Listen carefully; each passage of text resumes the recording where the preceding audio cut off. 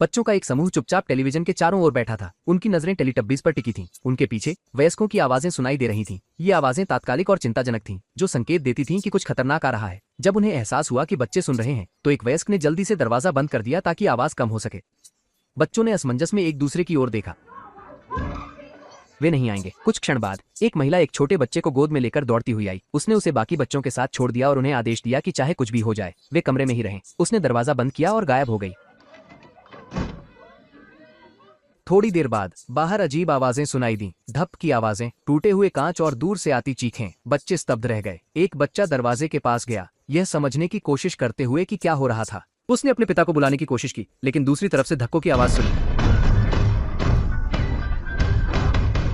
अचानक दरवाजा टूट गया और एक झुंड अंदर आ गया। वे लोग वायरस से संक्रमित थे। बच्चे अचंभित रह गए। प्रवेश के पास जिमी अराजकता में जड़ हो गया और दौड़ पड़ा। बाहर उसने अपनी माँ को देखा। वह सुरक्षित लग रही थी। वह उसकी ओर दौड़ा, लेकिन पास में खतरा देखकर उसने अपनी सुरक्षा के लिए दरवाजा बंद कर दिया।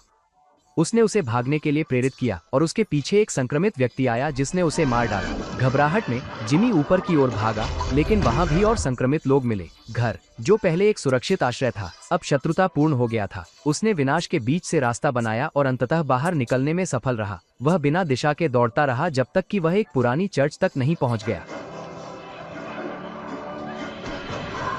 अंदर वेदी के पास उसके पिता थे। वह एक पुजारी हैं। वह शांत और प्रत्याशित लग रहे हैं। जिमी ने समझाने के लिए बात करने की कोशिश की, लेकिन उसके पिता ने उसे रोक दिया। उन्हें पहले से ही पता था। उनका मानना है कि यह प्रलय का दिन है। उन्होंने जिमी को एक सुनहरी क्रॉस दी और कहा कि वह छिप जाए। जब जिमी ने आज्ञा मानी, दरवाजे और खिड़कियां फिर से खुल गईं। ज़ॉम्बी अंदर घुस आए। हाँ, उसके पिता भागने के बजाय बिना झपकाए उनका सामना करने लगे। कुछ ही सेकंड में संक्रमितों ने उन पर हमला कर दिया। जब यह हो रहा था, जिमी छिप गया, क्रॉस को मजबूती से पकड़ते हुए। जब ज़ॉम्बी चले गए, जिमी अपनी छिपने की जगह से बाहर आया और प्रकृति की ओर भाग गया। लोग रेबीज वायरस से प्रभावित होते हैं। वायरस यूनाइटेड किंगडम में फैल गया और इसे पूरी तरह से तबाह कर दिया। यह यूरोप में फैलने वाला था, लेकिन ब्रिटिश मुख्य भूमि को वायरस को रोकने के लिए क्वारंटाइन कर दिया गया। जीवित बचे लोग अपनी किस्मत पर छोड़ दिए गए। 28 साल बीत गए। शहर ढह गए। प्रकृति ने खंडहरों पर कब्जा कर लिया और जीवित बचे लोग बिखरे हुए अस्थायी चौकियों में रहने लगे। उनमें से एक पिता ने अपने बेटे स्पाइक को जगाया और कहा कि यह उसका बड़ा दिन था। बाहर अन्य लोग पहले से ही काम कर रहे थे। पुरुष और किशोर, हर कोई जो बना सकता था, भाले, चाकू और धनुष बनाने में लगा था। स्पाइक जल्दी से उठ गया और तैयार हो गया। स्पाइक ने सावधानी से पैक किया। उसके उपकरण में एक फोल्डिंग धनुष के हिस्से, एक चमकदार खंजर और एक छोटी घिसी पिटी पावर रेंजर की आकृति शामिल थी। फिर एक और विचार में उसने पावर रेंजर की आकृति वापस रखने का फैसला किया। वह रसोई में गया। उसके पिता जैमे ने पूछा कि क्या उसने सब कुछ पैक कर लिया है जो उसे चाहिए होगा। स्पाइक ने उसे सब कुछ दिखाया जो उसके पास था और पुष्टि की। उसके पिता जैमे ने उसे नाश्ता परोसा, बेकन। अपने पिता की प्लेट को ज्यादा भरा हुआ नहीं देखकर स्पाइक ने अपना बेकन जैमे की प्लेट में डाल दिया, लेकिन जैमे ने उसे वापस कर दिया, कहते हुए कि यह सब तुम्हारा है। जब वे खा रहे थे, घर के किसी और हिस्से से एक आवाज आई। ये उसकी माँ थी जो जाग रही थी। स्पाइक की माँ बीमार थी। जैमे पहले कमरे में दाखिल हुए, स्पाइक पीछे। उसने उन्हें चिंता में डालने के लिए माफी मांगी और अपने बेटे को गले लगाया, कहते हुए कि सुबह से उसके सिर में दर्द हो रहा था। हालांकि उसने मजबूत बनने की कोशिश की, यह स्पष्ट था कि बीमारी ने जकड़ लिया था। स्पाइक आज स्कूल नहीं जा रहा है। क्यों नहीं? शांत होने के लिए उसने स्पाइक से स्कूल के बारे में बताने को कहा। उन्होंने इसे नजरअंदाज करने की कोशिश की, यह कहते हुए कि आज स्कूल नहीं था। उसने पूछा, क्या आज सप्ताहांत है? और जैमे ने योजना समझाई। स्पाइक स्कूल नहीं जाएगा। वे महाद्वीप जा रहे थे। उसकी पत्नी ने विरोध किया। परेशान और मुश्किल से खुद को संभालते हुए उसने चिल्लाकर कहा कि स्पाइक सिर्फ एक बच्चा है, एक बच्चा है। वह 12 साल का है। जैमे ने कहा, स्पाइक अब 12 साल का हो गया है और तैयार है। बहस बढ़ गई और स्पाइक की माँ और भी नाराज हो गईं, लेकिन जैमे ने पहले ही फैसला कर लिया था। वह बिना बहस किए कमरे से बाहर चला गया। स्पाइक कुछ देर रुका, उसे वह मौन सांत्वना देते हुए जो केवल वही देने में सक्षम लगता था। प्रश्न चिन्ह। क्या हो रहा है? मुझे गर्मी लग रही है। क्यों? मुझे इतनी गर्मी क्यों लग रही है? जाने से पहले उसने एक टुकड़ा बेकन रूमाल में लपेटा और उसके पास छोड़ दिया। वह स्तब्ध थी, पूरी तरह से सचेत नहीं थी और उसने पूछा कि वह कहाँ जा रहा है। उसने उसे बताया कि वह स्कूल जा रहा है। साधारण झूठ ने उसे शांत कर दिया। उसने धीरे धीरे सिर हिलाया और कहा कि वह उससे प्यार करती है। उसने कहा कि वह भी उससे प्यार करता है। कमरे से बाहर जाने से पहले, मैं भी तुमसे प्यार करता हूँ, माँ। जब स्पाइक लिविंग रूम में गया, सैम उसका इंतजार कर रहा था। वह पास आया और उसे उसका पहला धनुष दिया। स्पाइक ने सैम के सामने उसे आजमाया और सैम ने स्पाइक की तारीफ की कि वह हथियार को बिना कांपे कैसे पकड़ रहा था। एक मजबूत लड़का। जब जैमे और स्पाइक गांव में चल रहे थे, लोग उन्हें विदा करने के लिए बाहर आए। कुछ लोग चिल्लाकर उनका हौसला बढ़ा रहे थे, जबकि अन्य बस सिर हिला रहे थे। एक छोटी लड़की ने स्पाइक को एक फल दिया। सभी ने उनके गुजरने पर जयकार की। गांव की सीमा पर, जहां सुरक्षा समाप्त होती थी और खतरा शुरू होता था, समुदाय की नेता जेनी आगे बढ़ी। उसने कहा कि सभी उसके लिए उत्साहित थे। हालांकि उसे लगता था कि स्पाइक इसके लिए थोड़ा युवा था। यह बेहतर होता अगर उसकी उम्र 14 या 15 साल होती। लेकिन जेमे ने उसे बीच में रोक दिया और कहा कि स्पाइक तैयार है। फिर उसने उसे समुदाय के नियम याद दिलाए। एक बार जब वे चले जाते हैं तो उन्हें वापस आने की अनुमति होती है, लेकिन अगर वे नहीं आते तो कोई उन्हें बचाने नहीं जा सकता। उन्होंने यह कड़वे अनुभव से सीखा। बहुत से लोगों ने कोशिश की थी और अधिकांश कभी वापस नहीं आए। तो एक बार जब तुम जमीन पर कदम रखते हो, तुम अकेले हो, समझे? एक बार जब वे जमीन पर होते हैं तो वे अकेले होते हैं। उन्होंने पुष्टि की कि वे इसे समझते हैं। जेनी ने चौकस चाची से पूछा कि क्या कुछ असामान्य है, और चाची ने कहा कि सब कुछ शांत है। कुछ नहीं, पूर्ण मौन, सब साफ। उन्होंने आदेश दिया कि दरवाजा खोला जाए और इसके साथ ही पिता और पुत्र रवाना हो गए, बिना हथियारों के, केवल धनुष और तलवारें। चलते समय जैमे ने स्पाइक से पूछा कि वे किस रास्ते पर जा रहे हैं। स्पाइक ने बताया कि यह सड़क है। ये स्थलीय भूमि तक पहुंचने का एकमात्र तरीका है, लेकिन वे केवल इसे ज्वार के समय ही पार कर सकते हैं। जब ज्वार बढ़ेगा तो रास्ता पानी से ढक जाएगा और वे डूब जाएंगे। जैमे ने कहा कि उनके पास ज्वार चढ़ने तक 4 घंटे हैं। उसने आश्वासन दिया कि वे इसे कर सकते हैं। वे सावधानी से आगे बढ़े। वे एक बंजर परिदृश्य पर पहुंचे और जैमे ने कहा कि वे वहां से अपना ईंधन निकालते हैं। स्पाइक वहां किसी दिन काम करेगा, तुम किसी दिन यहाँ काम करोगे। वे ऊंचे स्थान पर चढ़े और उनके सामने एक बड़ा मैदान देखा। स्पाइक आश्चर्यचकित रह गया, क्योंकि उसने अपने पूरे जीवन में गांव में ही जीवन बिताया था और कभी ऐसा कुछ नहीं देखा था। स्पाइक ने सोचा कि अगर वे चलते रहे तो वे एक ऐसे स्थान पर पहुंच जाएंगे जहां से समुद्र नहीं दिखेगा। अगर हम चलते रहे तो हम एक ऐसी जगह पहुंचेंगे जहां समुद्र नहीं दिखता। जैमे को लगता है कि वहां कुछ नहीं है, लेकिन स्पाइक को अपनी जैसी अन्य बस्तियों के बारे में जिज्ञासा है। जैमे ने उसे बताया कि शायद उनके पास कुछ नहीं है जो उनकी बस्तियों में नहीं है और उन्हें उनसे दूर रहना चाहिए। फिर वे आगे बढ़े, जंगल में और अंदर। वह हिला, फिर से ऊपर और नीचे हिलता है। फिर वे दूरी में एक आकृति देखते हैं जो हिल रही है। यह एक विकृत, संक्रमित, मानव से परे मुड़ी हुई आकृति थी। यह अनियमित, विकृत और भयानक थी। फिर जैमे ने उसकी ओर इशारा किया और उसे बताया कि क्या करना है। अगर पास में कोई संक्रमित व्यक्ति है तो इसका मतलब है कि और भी हैं। स्पाइक को उसे मारना था और जैमे ने कहा कि गर्दन पर निशाना लगाओ। संक्रमित व्यक्ति अजीब तरह से चल रही थी, फफूंद और बलगम से ढकी हुई। उसकी ग्रे त्वचा धंसी हुई थी और उसका शरीर आधा मरा हुआ सा जमीन पर घिसट रहा था। फिर उसने कुछ खाने की शुरुआत की। स्पाइक ने अपना धनुष खींचा और तीर चलाया। तीर उसकी गर्दन में लगा। भेजो उसे। उनके पीछे एक और आ रही थी। उन्होंने देखा और जैमे ने अपना धनुष चलाया। और भी दिखाई दिए, धीरे धीरे, बढ़ती संख्या में। जैमे ने तेजी, शांति और सटीकता के साथ काम किया। उसने उन्हें एक एक करके गिरा दिया, इससे पहले कि वे बहुत करीब आ सके। डॉग। लेकिन फिर उन्होंने एक लड़की को देखा, वह भी संक्रमित है। उन्होंने उसे गोली नहीं मारी और वह भाग गई। जैमे ने स्पाइक की निशानेबाजी की प्रशंसा की। उसने पूछा कि क्या वह अपनी पहली हत्या के बारे में अच्छा महसूस कर रहा है। लेकिन स्पाइक स्पष्ट रूप से परेशान था। चलो, हमें चलना होगा। चीखों ने इस क्षेत्र के अन्य संक्रमितों को सतर्क कर दिया होगा। जैमे ने उससे कहा कि उसे अच्छा महसूस करना चाहिए और वह उस पर गर्व करता है, लेकिन अब उन्हें आगे बढ़ना चाहिए क्योंकि आवाज अन्य संक्रमितों को सतर्क कर देगी। फिर ओएमसी आगे बढ़ी। वे और अधिक अंदर की ओर गए। दूर पेड़ों के बीच हिरणों का एक झुंड दौड़ पड़ा। स्पाइक को जो देख रहा था वह मजेदार लगा। वे अद्भुत थे। आगे जाकर वे एक छोड़ी हुई घर से मिले। हाथ में धनुष लेकर वे उसकी ओर चले। एक जानवर दौड़ता हुआ उसे चौंका गया, लेकिन वह शांत लग रहा था। ऐसा लगता है कि कोई वहां था और सब कुछ ले गया है, लेकिन खोजने लायक है। वे अलमारियों की जांच शुरू करते हैं और जैमे को एक फ्रिस्बी मिलता है। वह इसे उत्साह से स्पाइक को दिखाता है। ये क्या है? एक फ्रिस्बी? क्या तुमने कभी फ्रिस्बी नहीं देखा था? तब उन्होंने दूसरी कमरे से एक आवाज सुनी। वे सावधानी से उस कमरे की ओर बढ़े। अंदर उन्होंने एक शरीर को टखनों से उल्टा लटका हुआ पाया, जो स्थिर और मृत था। उसके सीने पर अक्षर खुदे हुए थे। स्पाइक ने नजरें हटा लीं, लेकिन जैमे ने उसे शरीर की ओर देखने का आदेश दिया। स्पाइक, नजर मत हटाओ। उसी समय शरीर ने हिलना शुरू कर दिया। यह संक्रमित है। जैमे का स्वर गंभीर हो गया। उसने स्पाइक को याद दिलाया कि महाद्वीप के लोग बदल गए थे। हानि और अलगाव ने कुछ लोगों को खतरनाक बना दिया था। शरीर को जानबूझकर ऐसे ही छोड़ दिया गया था। इसे संक्रमितों के लिए छोड़ा गया था और अब यह भी संक्रमित है। स्पाइक क्रूरता से स्तब्ध होकर पूछा कि कोई ऐसा क्यों करेगा। जैमे को लगता है कि यह किसी चीज की सजा है। नहीं, उसे मार डालो। उसने अपने बेटे को आदेश दिया कि उसे मार डाले, इससे पहले कि वह पूरी तरह से बदल जाए। यह केवल जीवित रहने की बात नहीं थी, वे उस आदमी पर दया भी दिखा रहे थे। स्पाइक ने थोड़ी देर के लिए संकोच किया। आदमी ने मरोड़ना शुरू किया और फिर आक्रामक रूप से करने लगा। रस्सी टूट गई और आदमी जमीन पर गिर पड़ा। उसी समय स्पाइक ने उसके खोपड़ी में एक तीर मारा और इससे आदमी की जान चली गई। जैमे ने बस इतना कहा कि उसने सही किया और फिर दूर चला गया।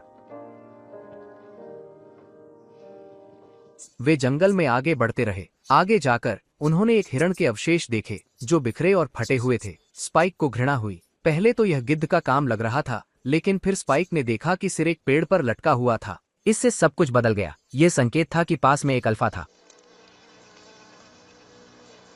अल्फा पहले देखे गए संक्रमितों की तरह नहीं थे। ये अधिक मजबूत, अधिक तेज और अधिक बुद्धिमान थे। हाल ही में विकसित हुए। यह जानकर जैमे और स्पाइक वापस मुड़ गए। स्पाइक ने पूछा कि क्या वे वापस आएंगे और जैमे ने कहा कि उसने पहले ही अपना शिकार हासिल कर लिया है, इसी के लिए वे आए थे। स्पाइक ने पूछना जारी रखा, लेकिन जैमे ने उसे चुप रहने और जाने के लिए कहा। क्या ऐसा नहीं लगेगा कि हम उसके पीछे जा रहे हैं? बात मत करो स्पाइकी, अपनी आंखें खुली रखो। वे जल्दी से वापस लौटने लगे, लेकिन तब तक बहुत देर हो चुकी थी। दूर से उन्होंने संक्रमितों को देखा, पहले एक, फिर कई, और अल्फा उनके बीच था। जैमे स्पाइक को वापस जंगल में ले गया। संक्रमितों का एक झुंड उनकी ओर बढ़ रहा था। संक्रमितों की चाल संगठित है और वे तेज हैं। जैमे ने तेजी से प्रतिक्रिया दी। उसे और स्पाइक को चलते रहना था, दौड़ते हुए गोली चलाते रहना था। झुंड से बाहर रहें, फंसने न दें। लेकिन स्पाइक घबरा गया। डर ने उसे जकड़ लिया। उसकी सारी ट्रेनिंग गायब हो गई। वह सांस नहीं ले पा रहा था और जैमे को उसे शांत करना पड़ा। संक्रमित तेजी से पास आ रहे थे। वे बहुत ज्यादा थे और कुछ ही सेकंड में योजना अराजकता में बदल गई। सही, 2 आदमियों का अभ्यास, रक्षा। जैमे ने उन्हें गोली मारते हुए स्पाइक को गोली चलाने के निर्देश दिए, लेकिन स्पाइक बहुत डरा हुआ था। बड़ी मुश्किल से वे पुरानी घर में वापस आ सके। उनके पीछे दरवाजा जोर से बंद करते हुए जबकि संक्रमित लोग पास आ रहे थे। संक्रमित उनका पीछा कर रहे थे और जैमे ने उन्हें अपने तीर से मार दिया। जैमे और स्पाइक अटारी में चढ़ गए। सभी संभावित प्रवेश द्वारों को बंद कर दिया। उन्होंने एक छेद के माध्यम से संक्रमित को गुर्राते हुए देखा। जैमे थक कर लेट गया, उसे कुतरते हुए। बाद में उस रात उन्होंने छत से देखा और दूरी में खड़े एक अल्फा को देखा जो देख रहा था। जैमे ने स्पाइक से कहा, अल्फा अन्य लोगों की तरह नहीं होते, वे लड़ नहीं सकते, खासकर उन तीरों के साथ जो उनके पास हैं। उनके पास पर्याप्त नहीं है। डरे हुए स्पाइक ने पूछा कि वे क्या करने वाले हैं। अल्फा अन्य लोगों की तरह नहीं होते, न केवल बड़े होते हैं बल्कि अधिक बुद्धिमान भी होते हैं। जैमे ने उसे बताया कि उसका एकमात्र विकल्प इंतजार करना था। स्पाइक ने जैमे से माफी मांगी, यह कहते हुए कि उसे कुछ पर गोली चलाने से डर लग रहा था। जैमे ने उसे बताया कि उसने अच्छा किया, यहाँ तक कि ज्यादातर वयस्कों से भी बेहतर। स्पाइक चिंतित है कि वे कम ज्वार को चूक जाएंगे, लेकिन जैमे उसे आश्वस्त करता है कि एक और आएगी। द्वीप पर वापस जाने का कोई तरीका नहीं था और महाद्वीप खतरों से भरा था। उन्होंने रात वहीं बिताई। अटारी से स्पाइक ने देखा कि दूर एक अलाव हल्की चमक रही थी। जिज्ञासु होकर उसने अपने पिता से पूछा कि वह क्या था, लेकिन जैमे को नहीं पता था। मुझे नहीं पता, मैं कभी वहां नहीं गया हूँ। क्या यह हमेशा से ऐसा ही था? उस रात स्पाइक को एक बुरा सपना आया। वह उसकी माँ थी जो अंधेरे में डूब रही थी। उसने उसका नाम पुकारा, हाथ बढ़ाया, लेकिन वह मदद करने से पहले ही गायब हो गई। वह सदमे में जाग गया, लेकिन असली दुनिया में भी एक वास्तविक खतरा था। उनके नीचे की कमजोर जमीन अचानक धंस गई, जिससे अटारी का एक हिस्सा गिर गया। वे समय पर बच निकले। इस डर ने उन्हें एक निर्णय लेने पर मजबूर कर दिया। उन्हें तुरंत द्वीप पर लौटना था। सौभाग्य से ज्वार कम था, जिससे वापसी का संकरा रास्ता दिखाई दे रहा था। बिना किसी हिचकिचाहट के वे चल पड़े, तेजी से और चुपचाप। चलो चलो, पहले चलो। जब वे द्वीप के पास पहुंचे, जैमे ने स्पाइक के कंधे पर हाथ रखा, इस बात पर गर्व करते हुए कि उसके बेटे ने सब कुछ कैसे संभाला। लेकिन उसकी राहत ज्यादा देर तक नहीं रही। पेड़ों में पक्षियों का अचानक विस्फोट कुछ गलत होने का संकेत था। यह अल्फा था जो पूरी गति से चार्ज कर रहा था, बिना रुके उनका पीछा कर रहा था।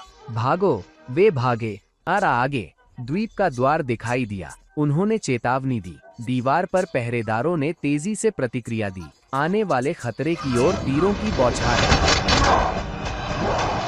तीर पर्याप्त नहीं थे। अल्फा फिर से उठ खड़ा हुआ और अपनी पीछा जारी रखा। स्पाइक की टांगें जवाब दे गईं। जैमे और स्पाइक दोनों जमीन पर गिर गए और अल्फा उनके पास आ गया। तभी एक अकेला जलता हुआ तीर प्राणी के दिल में मारा गया। उसे गिरा दिया।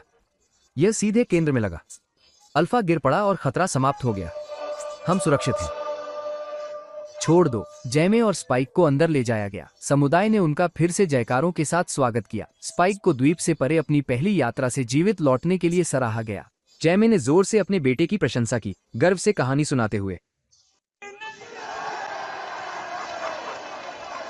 लेकिन शोर और मुस्कानों के बीच स्पाइक का ध्यान भटक गया। उसने देखा कि उसका पिता एक महिला के साथ चुपके से जा रहा था। उसने उनका पीछा किया और उन्हें अंतरंग होते देखा। उस पल ने उसे तोड़ दिया। चुपचाप उसने जश्न छोड़ दिया और अकेले घर की ओर चल पड़ा, भ्रमित और आहत। जब वह पहुंचा, सैम घर में था। स्पाइक उसके साथ बैठ गया और क्या यह बेहतर से भी अच्छा। उसने पूछा कि उसकी माँ कैसी है और सैम ने कहा कि वह ठीक है। तब स्पाइक ने दिल खोलकर बात की। जश्न एक झूठ था क्योंकि उसने केवल एक संक्रमित को मारा था। फिर वह डर गया। उसने जो गांव के बाहर देखा था वह साझा किया। ऐसा लगता है कि वह झूठ बोल रहा है। तो वहाँ क्या हुआ? जिसने सैम का ध्यान खींचा वह थी अलाव। जब उसने इसका जिक्र किया तो सैम की अभिव्यक्ति बदल गई। फिर उसने डॉक्टर इयान केल्सन नामक एक व्यक्ति के बारे में बात की। केल्सन, जो कभी एक शानदार डॉक्टर थे, सालों पहले समाज से पूरी तरह से अलग हो गए थे। अगर वह आग जल रही थी तो इसका मतलब था कि केल्सन अभी भी जीवित हो सकते हैं। स्पाइक ने डॉक्टर के बारे में और पूछा क्योंकि अब डॉक्टर नहीं बचे थे, लेकिन सैम ने और कुछ कहने से इनकार कर दिया। आग में क्या खास है? अगर तुम्हारे पिता इसके बारे में बात नहीं करना चाहते तो मुझे भी नहीं करना चाहिए। अगले दिन जैमे नशे में घर लौटा। चुप्पी और रहस्यों से थककर स्पाइक ने उसका सामना किया। उसे डॉक्टर के बारे में सच्चाई छिपाने का आरोप लगाया। तुमने हमें क्यों नहीं बताया कि वह डॉक्टर था जो माँ को देख सकता था? डॉक्टर घिरा हुआ। जैमे ने अंततः स्वीकार किया। वर्षों पहले महाद्वीप पर एक मिशन के दौरान उसने डॉक्टर को पाया था। वह आदमी लाशों से घिरा हुआ था, सभी जल रही थीं। मैंने ऐसा कुछ कभी नहीं देखा था। भय ने उसे प्रभावित नहीं किया। उसने बस हाथ हिलाकर अभिवादन किया। उस दृश्य ने जैमे को इतना परेशान कर दिया था कि उसने और उसके समूह ने कभी वापस न लौटने का फैसला किया। वह मानता था कि भूल जाना अधिक सुरक्षित था और 15 वर्षों में हम में से कोई भी वापस नहीं आया था। स्पाइक ने पूछा कि उसकी माँ को क्या हुआ, लेकिन जैमे को नहीं पता था। स्पाइक को लगता था कि वह मर रही थी। जब जैमे इस बारे में बात नहीं करना चाहता था तो स्पाइक नाराज हो गया। उसने पूछा कि क्या वे अपनी माँ के मरने पर रोजी के साथ होगा। इससे जैमे गुस्सा हो गया। उसकी डेम क्या सोचेगी? मैंने कहा, अपनी बदतमीजी की जुबान संभालो। स्पाइक अपनी माँ के पास गया और जैमे उसके पीछे गया। स्पाइक ने एक चाकू निकाला। जैमे, जो ज्यादा ताकतवर और तेज था, ने उसे तुरंत निहत्था कर दिया। हालांकि उसे सजा देने के बजाय उसने चुपचाप चाकू वापस दे दिया और फिर गुस्से में घर से बाहर चला गया। उस रात स्पाइक ने समुदाय की आपूर्ति की दुकान में आग लगा दी। लोग आग बुझाने के लिए बाल्टी में पानी लेकर दौड़े। क्षितिज पर नजर बनाए रखो और उस सायरन पर ध्यान दो। धुआं और भ्रम ने उसे अपनी माँ के साथ भागने का मौका दिया। वे बिना देखे चुपचाप महाद्वीप की ओर बढ़ गए। इसला, कमजोर और भ्रमित, यह जानकर डर गई कि वे कहाँ हैं। स्पाइक ने उसे आश्वासन दिया कि वे डॉक्टर को ढूंढ लेंगे और सब कुछ ठीक हो जाएगा। मैं एक डॉक्टर को देखना चाहता हूँ। एक डॉक्टर? एक असली डॉक्टर? नहीं। शाम होते ही वे एक जंगल वाले क्षेत्र में रुके और एक अस्थायी शिविर लगाया। वे लेटे हुए बात करने लगे। फिर उसने कहा कि वह सो जाए और वह पहरा देगा। तुम्हें थोड़ी नींद लेनी चाहिए। लेकिन स्पाइक सोने लगा। जब स्पाइक सो रहा था, एक संक्रमित प्राणी, लंबा और मुड़ा हुआ, एक विशाल कीड़े की तरह उसकी ओर रेंगने लगा। ठीक पहले कि वह हमला कर सके, किसी ने उसे मार दिया। स्पाइक ने खुद को अगले दिन गिसेला के बगल में पाया। क्या हुआ? न तो गिसेला और न ही स्पाइक उस व्यक्ति को याद करते हैं जिसने संक्रमित को मारा, लेकिन शव को देखकर इसला को उसे मारने का फ्लैशबैक आया। महाद्वीप के किसी और स्थान पर सैनिकों का एक दल हमला झेल रहा था और अल्फा ने चार्ज का नेतृत्व किया। एक एक करके सैनिकों को हरा दिया गया। केवल एक ही व्यक्ति जीवित निकलने में सफल हुआ, घायल, स्तब्ध और अकेला। जंगल के एक और हिस्से में संक्रमितों का एक और समूह एक नदी में स्थिर खड़ा था, धीरे धीरे आगे बढ़ रहा था। उनके बीच एक महिला थी जो स्पष्ट रूप से गर्भवती थी। स्पाइक और ऐसा महाद्वीप के पार यात्रा जारी रखे। उसकी स्थिति, जो अभी भी स्पष्ट नहीं थी, उसे थका देती थी। कभी कभी उसे भ्रम होते थे, अपने अतीत के टुकड़ों को याद करते हुए, विशेष रूप से अपने पिता की यादें। स्पाइक ने देखा कि उसकी नाक से खून बह रहा था और उसने खून साफ किया। तब उसने देखा कि एक और संक्रमित उनके बीच चल रहा था, पतला और टूटा हुआ दिख रहा था। उसने बिना झिझक के गोली चला दी, लेकिन शरीर के जमीन पर गिरने की आवाज ने पास के लोगों को सतर्क कर दिया। एक छोटा समूह उनका पीछा करने लगा। चलो माँ। हताश होकर स्पाइक और ईसा एक परित्यक्त और खंडहर हो चुकी पेट्रोल पंप में घुस गए जो फंसे हुए गैसों से भरा था। उन्हें सांस लेने में कठिनाई हो रही थी। संक्रमित लोग ठीक उसी समय पास आ गए जब वे गैस स्टेशन में प्रवेश करने वाले थे। एक अकेला सैनिक आया और एक हथियार चलाया। गैस ने एक आग लगाई जिसने संक्रमितों को जला दिया, इससे पहले कि वे स्पाइक और ईसा तक पहुंच पाते। जब वे बाहर निकले तो उन्होंने उस आदमी को पाया जिसने उन्हें बचाया था। उसने अपना परिचय एरिक के रूप में दिया। वह पागल है। उसे बचाया यह सोचकर कि वे स्थानीय हैं और उनकी मदद करेंगे। वह आगे बढ़ना चाहता है, लेकिन स्पाइक अपनी माँ को नहीं छोड़ेगा। मुझे यहाँ से निकलना है। मैं जा रहा हूँ। तुम जा सकते हो। मैं नहीं जा रहा हूँ। वे जंगल में आगे बढ़ते रहे। एरिक ने इडा को पीठ पर उठाया हुआ था। एरिक ने स्पाइक से कहा कि उनकी टीम का जहाज समुद्र में डूब गया था जब तेज लहरों ने उनके जहाज को नष्ट कर दिया।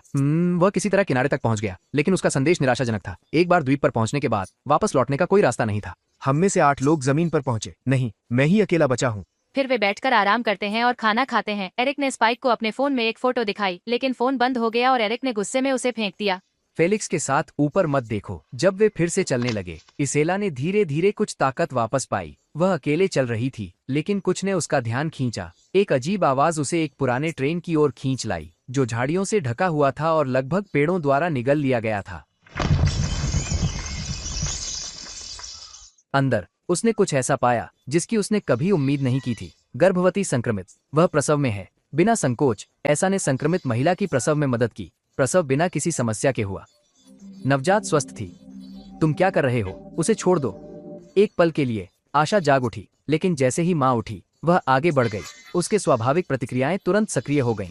एरिक ने बिना देरी के प्रतिक्रिया दी। तब एरिक ने इसेला की ओर मुड़कर उससे बच्चे को छोड़ने की मांग की, उसे एक खतरा कहकर, लेकिन ऐसा ने इनकार कर दिया, बच्चे की रक्षा करते हुए, यह मानते हुए कि वह कोई खतरा नहीं था। संक्रमित नहीं लगती। संक्रमित नहीं है। उसे अभी जमीन पर मत छोड़ो। इससे पहले कि वे कुछ और कह पाते, एक अल्फा पेड़ों के बीच से निकला और पलक झपकते ही एरिक को चीर डाला। स्पाइक और ओसा तुरंत भाग गए। प्राणी तेजी से पास आ गया। जैसे ही वे पकड़े जाने वाले थे, डॉक्टर केल्सन प्रकट हुए। उन्होंने एक फूंकनी से कुछ मिलाकर एक डार्ट मारा, जो सीधे अल्फा पर लगा। प्राणी रुक गया, बेहोश हो गया। मॉर्फिन गिलाजिना। यह अत्यंत तेजी से काम करता है। केल्सन ने जल्दी से एरिक का सिर वापस पा लिया। जब स्पाइक को पता चलता है कि वह व्यक्ति डॉक्टर केल्सन था, तो वह उसे उसके नाम से परिचित कराता है और कहता है कि उन्हें उसकी मदद की जरूरत है। डॉक्टर केल्सन उन्हें जंगल के गहरे हिस्से में ले गए। फिर उन्होंने कुछ ऐसा देखा जो उन्होंने पहले कभी नहीं देखा था। हड्डियों के टोटेम के छल्ले और खोपड़ियों से पूरी तरह से बनी एक विशाल पिरामिड। प्रत्येक खोपड़ी विचारों का एक समूह है। एरिक के अवशेषों को जलाने के बाद उसने खोपड़ी को स्पाइक को सौंप दिया और उसे पिरामिड में रखने का आदेश दिया। स्पाइक अभी भी स्तब्ध, बिना कुछ कहे निर्देशों का पालन किया। केल्सन फिर बच्चे की ओर मुड़ा। स्पाइक ने उसे बताया कि बच्चा संक्रमित नहीं था, और डॉक्टर केल्सन मोहित होकर स्पाइक से कहा कि प्लेसेंटा ने उसे पूरी तरह से सुरक्षित रखा था। एक महत्वपूर्ण खोज, लेकिन बच्चे को जीवित रहने के लिए दूध की जरूरत है। पानी उसे अधिकतम कुछ दिनों तक जीवित रखेगा। बाद में डॉक्टर ने गिसेला की जांच की। उसकी अभिव्यक्ति कठोर हो गई। कुछ क्षणों की चुप्पी के बाद उसने निदान साझा किया। उसकी बीमारी बिना इलाज के आगे बढ़ गई थी। यह एक आक्रामक और व्यापक कैंसर था। यह मस्तिष्क में शुरू हो सकता था या वहां फैल सकता था। उसका शरीर बिगड़ रहा था। कोई इलाज या उपचार नहीं था। नुकसान अपरिवर्तनीय था। किसी भी तरह से यह मेटास्टेसिस कर चुका था। स्पाइक ने केल्सन से विनती की कि वह कोई तरीका, कुछ भी, उसे बचाने के लिए ढूंढे, लेकिन ओला पहले से जानती थी। उसने इसे कुछ समय से महसूस किया था। उसने बिना डर के सच्चाई को स्वीकार कर लिया। स्पाइक रोया और उसने उसे गले लगाया, उसे शांत करने की कोशिश की। फिर उसने बच्चे को स्पाइक को सौंप दिया। डॉक्टर केल्सन उसकी ओर चले गए। उन्होंने उसे बताना शुरू किया कि अंत का सामना बिना दर्द और लंबे समय तक पीड़ा के कैसे किया जा सकता है। इसलिए डॉक्टर केल्सन वहां थे, यह सुनिश्चित करने के लिए कि इसला के अंतिम क्षण शांतिपूर्ण हो, न कि पीड़ादायक। फिर उन्होंने उसे इच्छा मृत्यु दी। इसला बिना डर के चली गई। स्पाइक वहां इसे देखने के लिए नहीं था। वह बच्चे के साथ पीछे रह गया। केल्सन के गिसेला की खोपड़ी देने के थोड़ी देर बाद स्पाइक ने उसे लिया और पिरामिड पर चढ़ गया। फिर उसने उसे हड्डियों के पिरामिड के शीर्ष पर रखा। उसने उसे नीचे उतरने से पहले फुसफुसाया कि वह उससे प्यार करता है। मैं आपसे प्यार करता हूँ माँ। सुबह होते ही शांति टूट गई। अल्फा बेकाबू होकर लौट आया। डॉक्टर केल्सन ने स्पाइक को लिया और भूमिगत छिप गए, लेकिन अल्फा ने डॉक्टर केल्सन को पकड़ लिया। स्पाइक ने तुरंत प्रतिक्रिया दी। उसने एक बेहोशी की दवा ली, उसे प्राणी को दी और उसे गिरा दिया इससे पहले कि वह हमला कर सके। उसने केल्सन की जान बचा ली थी। आभारी होकर केल्सन ने स्पाइक की ओर देखा और कहा कि आगे बढ़ने का समय आ गया है। स्पाइक ने अपनी वापसी की यात्रा शुरू की। 28 दिन बीत चुके थे। वह द्वीप समुदाय के द्वार पर पहुंचा। दरवाजे पर उसने लड़की को एक नोट के साथ छोड़ दिया। उसने उसके पिता से कहा कि उसे न ढूंढे। उसने कहा कि बच्चे का ख्याल रखे। उसने नोट में बच्चे का नाम भी लिखा, गिसेला, उसकी माँ के सम्मान में।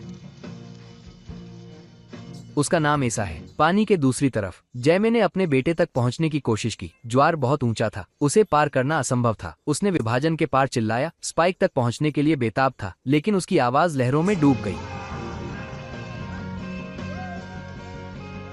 उसका बेटा पहले ही जा चुका था। प्रकृति में स्पाइक अकेला था, एक छोटी सी आग पर मछली पका रहा था। जब खतरा फिर से प्रकट हुआ, एक अकेला संक्रमित उसके पास रेंगता हुआ आया। उसने उसे जल्दी से निपटा दिया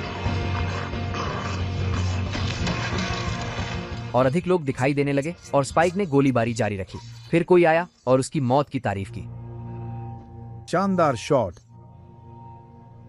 फिर और संक्रमित लोग आए। वह लगभग गिर चुका था। भागने के लिए कोई जगह नहीं थी। तब उस आदमी और उसके साथियों ने हस्तक्षेप किया। संक्रमितों को मारने के बाद आदमी ने अपना परिचय दिया। वह जिमी था, शुरुआत में बच्चा, अब वयस्क और एक नई समुदाय का नेतृत्व कर रहा था। उसने अपने पिता का क्रूस उल्टा पहना हुआ था। उसने स्पाइक की जीवित रहने की क्षमता को पहचाना और उसे अपने लोगों के बीच एक स्थान की पेशकश की।